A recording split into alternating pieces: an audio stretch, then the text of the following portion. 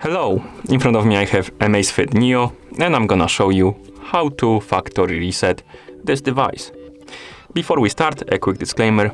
If you want to factory reset your watch, make sure that the battery level on your watch is at least above 30–50%, because if the battery dies during the resetting process, it might damage your device.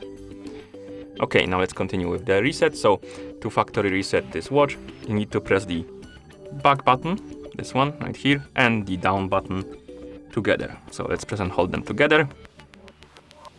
You should see the reset option appearing on the screen, and then you need to confirm the reset by pressing and holding the select. So let's do it again. Press and hold the back and down, and when this appears on the screen, press select to confirm. And after a second or two, you should see the binding on the screen, and the hour should disappear.